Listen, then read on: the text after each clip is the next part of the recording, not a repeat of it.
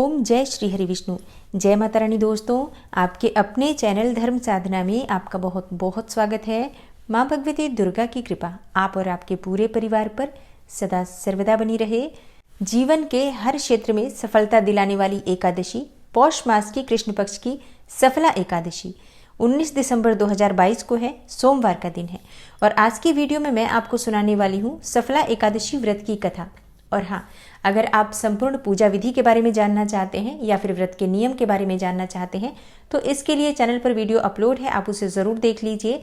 और आज की वीडियो में आप सुनेंगे सफला एकादशी व्रत की कथा और इसके साथ ही पारण के शुभ मुहूर्त के बारे में भी जानकारी दी जाएगी। और हाँ, जीवन के हर क्षेत्र में सफलता की प्राप्ति के लिए, किसी भी बिगड़े हुए काम को बनाने के लिए और कोई भी आपकी मनोकामना हो उसे पूर्ण करने के लिए एक बहुत ही अचूक उपाय आपसे शेयर करने वाली हूँ। तो आप ज़रूर कीजिएगा उस उपाय को, क्योंकि बहुत ही सरल उपाय है और आपके घर में ही सामग्री है तो आप उसे बहुत आसानी से कर पाएंगे। और विश्वास से करेंगे तो लाभ तो निश्चित होगा, क्योंकि एकादशी की तिथि बहुत पवित्र होती है। इस दिन किया गया एक छोटा सा भी उपाय आपके जीवन में बहुत बड़ा परिवर्तन ला देता है। तो आज की वीडियो बहुत महत्वपूर्ण है, इसे पूरा जरूर देखिए। और बात करेंगे पारण के शुभ मुहूर्त के बारे में और उपाय के बारे में, लेकिन उससे पहले सुनते हैं सफला एकादशी की पवित्र और पावन कथा, जिसमें स्वयं भगवान श्री कृष्ण ने धर्मराज युधिष्ठिर से सफला एकादशी व्रत के महत्व और कथा के बारे में विस्तृत रूप से वर्णन किया है। तो भगवान श्री हरि विष्णु का अपने मन में ध्यान करके ओम नमो भगवते वासुदेवाय नमः इस मंत्र का उच्चारण कीजिए। उसके बाद इस कथा का पूरे श्रद्धा भाव से हम श्रवण करते हैं। मोक्षदा एकादशी का वृतांत समाप्त होते ही धर्मराज युधिष्ठिर ने भगवान श्री कृष्ण से विनती की, हे जनार्दन, मैंने मार्गशीर्ष मास की शुक्ल पक्ष की एकादशी का अर्थात मोक्षदा एकादशी का सविस्तार आपसे वर्णन सुना। अब आप कृपा करके मुझे पौष मास के कृष्ण पक्ष की एकादशी के विषय में भी बतलाइए। पौष मास की कृष्ण पक्ष की एकादशी का क्या नाम है, उस दिन किस देवता की पूजा की जाती है तथा इस एकादशी के व्रत और पूजा की विधि क्या है। तब जगत के पालनहार भगवान श्री कृष्ण ने कहा, हे धर्मराज, मैं तुम्हारे स्नेह के कारण तुम्हारे प्रश्नों का उत्तर देता हूँ, तुम ध्यान पूर्वक सुनो। एकादशी व्रत से अधिक तुम्हें अधिक से अधिक दक्षिणा देने वाले यज्ञ से भी प्रसन्न नहीं हूँ, अतः तुम इसे अत्यंत भक्ति और श्रद्धा से युक्त एकाग्र मन से सुनो। इस पौष कृष्णा एकादशी का नाम सफला एकादशी है। इस एकादशी के देवता श्री नारायण है, अतः नारायण भगवान की पूजा करनी चाहिए। जिस प्रकार नागों में शेषनाग, पक्षियों में गरुड़ और सब ग्रहों में चंद्रमा, यज्ञों में अश्वमेघ, देवताओं में भगवान विष्णु श्रेष्ठ हैं, उसी तरह सब व्रतों में एकादशी का व्रत श्रेष्ठ है। जो मनुष्य सदैव एकादशी का व्रत करते हैं वे मुझे परम प्रिय हैं। अब इस व्रत की विधि तुमसे कहता हूँ, ध्यान पूर्वक सुनो। मेरी पूजा के हेतु ऋतु के अनुकूल फल फूल, नारियल, नींबू, अनार, सुपारी आदि मुझे अर्पण करें। धूप दीप नैवेद्य आदि से मेरी षोडशोपचार विधि से पूजा करें और रात्रि में जागरण करें। हे धर्मराज, इस एकादशी के व्रत के समान यज्ञ, तीर्थ, दान, तप तथा और कोई दूसरा व्रत नहीं है। 5000 वर्ष तप करने से जो फल मिलता है उससे भी अधिक फल सफला एकादशी का व्रत करने से मिलता है। अब तुम इस एकादशी की कथा ध्यान पूर्वक सुनो। चंपावती नगरी में महिष्मान नाम का एक प्रतापी राजा राज्य करता था। उसके 4 पुत्र थे। उन सब में लुम्पक नामक बड़ा राजपुत्र महापापी था। वह पापी सदा पर स्त्री, वैश्यागमन और दूसरे बुरे कामों में अपने पिता का धन नष्ट किया करता था। वह देवताओं, ब्राह्मणों और वैष्णवों का निंदक था। जब राजा को अपने बड़े पुत्र के इन कुकर्मों का ज्ञान हुआ तो उसको अपने राज्य से निकाल दिया। तब वह विचारने लगा कि अब किधर जाऊं, क्या करूं। अंत में उसने चोरी का कर्म करने का निश्चय किया।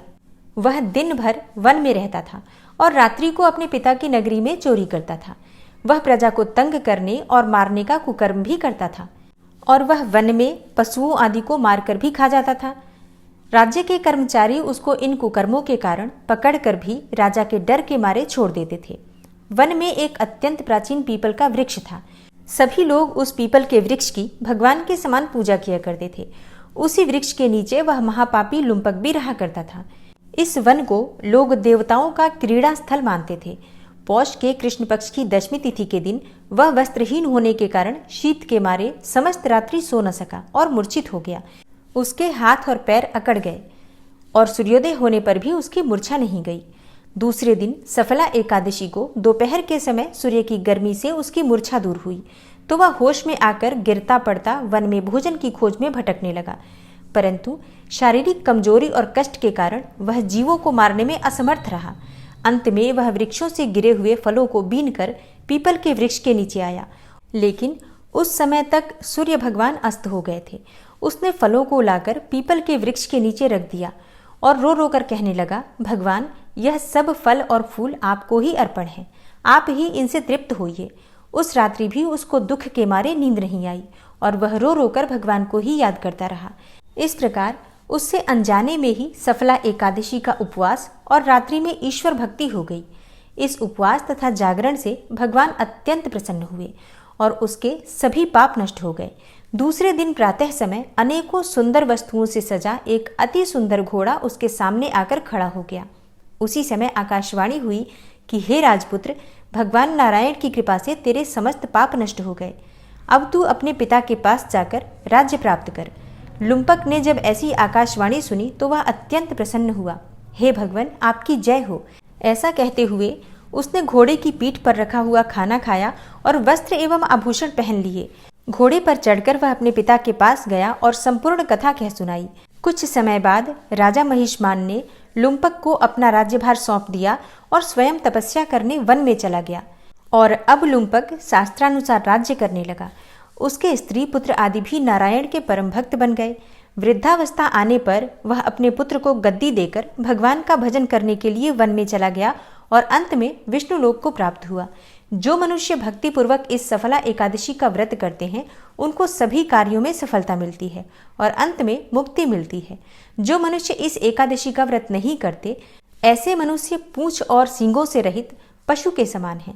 भगवान श्री कृष्ण ने कहा, हे धर्मराज, इस सफला एकादशी के व्रत का प्रभाव तो अनंत है ही। इसके महात्म्य के पढ़ने अथवा सुनने से भी अश्वमेघ यज्ञ का फल प्राप्त होता है। तो प्रेम से बोलिए, श्री लक्ष्मी नारायण की जय, एकादशी माता की जय। जय जय श्री कृष्णा, जय श्री राधे। दोस्तों, एकादशी की तिथि प्रारंभ हो रही है 19 दिसंबर को सुबह 3:35 पर और एकादशी तिथि समाप्त होगी 20 दिसंबर को सुबह 2:35 पर और द्वादशी तिथि प्रारंभ होगी 20 दिसंबर को सुबह 2:35 पर और द्वादशी तिथि समाप्त हो रही है 21 दिसंबर की रात्रि में देर रात्रि में 12:45 पर। तो एकादशी का व्रत हम धारण कर रहे हैं 19 दिसंबर को सोमवार के दिन और पारण करेंगे 20 दिसंबर को। तो 20 दिसंबर को हरिवासर की समाप्ति के बाद ही हम पारण कर सकते हैं, इसलिए हरिवासर की समाप्ति का समय नोट कर लीजिए सुबह 8:05 पर। तो सफला एकादशी व्रत के पारण का शुभ मुहूर्त है 20 दिसंबर को मंगलवार के दिन सुबह 8:05 से सुबह 9:18 तक। इसी शुभ मुहूर्त में आपको अपना व्रत खोलना है, व्रत का पारण करना है। और 20 दिसंबर को सूर्योदय काल का समय रहेगा सुबह 7:07 पर। दोस्तों, एकादशी व्रत के दिन जब हम भगवान श्री विष्णु की पूजा करते हैं तो हल्दी का विशेष महत्व होता है। तो कल पौष मास की कृष्ण पक्ष की एकादशी है। आप भगवान श्री विष्णु की पूजा आराधना करेंगे। बहुत से भक्त व्रत धारण करेंगे, लेकिन कई भक्त अगर व्रत नहीं कर पाते हैं तो भी आप इस उपाय को कर सकते हैं। भगवान श्री विष्णु की जब आप पूजा आराधना करेंगे, चाहे सुबह कीजिए या शाम को कीजिए, आप भगवान श्री विष्णु के सामने 3 साबुत हल्दी अर्पित कीजिए। साबुत हल्दी की जो गठान होती है, 3 गठान भगवान श्री विष्णु के सामने अर्पित कीजिए और उनकी पूजा आराधना कीजिए, मंत्र जप कीजिए। जैसे आप नियमित तौर पर करते हैं एकादशी के दिन, बिल्कुल उसी प्रकार से पूजा कीजिए। और पूजा करते समय भगवान श्री विष्णु से अपने मन की कामना कहिए। देखिए, आप किसी भी मनोकामना से ये उपाय कर सकते हैं। मन में अपने कामना रख के और हल्दी की साबुत गठान अर्पित करनी है। उसके बाद जब आपकी पूजा पूर्ण हो जाती है तो वो साबुत हल्दी उठाकर एक पीले कपड़े में बांधकर अपने धन रखने के स्थान पर रख दीजिए। इससे आर्थिक तंगी से छुटकारा मिलेगा, धन में बरकत होगी। अगर धन घर में टिकता नहीं है, धन आता है लेकिन धन टिकता नहीं है, तो इस उपाय को करने से निश्चित ही आपके घर में स्थिर लक्ष्मी का वास होगा। धन के आगमन के नए नए रास्ते खुलेंगे। आपको आपके बिजनेस में, नौकरी में हर तरफ सफलता की प्राप्ति होगी। और अगर आप व्यापार करते हैं, कोई दुकान है आपकी, तो ये हल्दी की साबुत गठान जो है वो आप अपने गले में रख सकते हैं। जहाँ पर आप धन रखते हैं लॉकर में, वहाँ पर भी रख सकते हैं। और हाँ, अगर आप चाहें तो घर के लिए और व्यापार स्थल के लिए ज़्यादा मात्रा में हल्दी रखकर और फिर आप अलग अलग करके दोनों स्थान पर रख सकते हैं। और दाम्पत्य जीवन में परेशानियों से मुक्ति पाने के लिए या फिर शीघ्र विवाह की कामना हो या संतान प्राप्ति की कामना हो, तो ऐसे में वो साबुत हल्दी आप अर्पित तो अपने मन की कामना करके ही करेंगे, लेकिन जब आप उसे उठाएंगे तो उठाकर आप अपनी अलमारी में रखेंगे या फिर आप अपने पर्स में रख सकते हैं। और जब आपकी मनोकामना पूर्ण हो जाएगी तब इस हल्दी का आप विसर्जन करेंगे।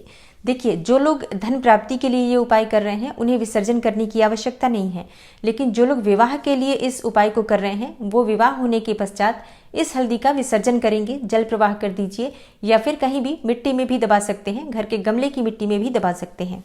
और जो भक्त संतान प्राप्ति की कामना से इस उपाय को कर रहे हैं वो भी संतान प्राप्ति होने के बाद, मतलब जब संतान आपकी हो जाती है उसके कुछ दिनों के बाद आप इस हल्दी का विसर्जन करेंगे या फिर आप जल प्रवाह करेंगे।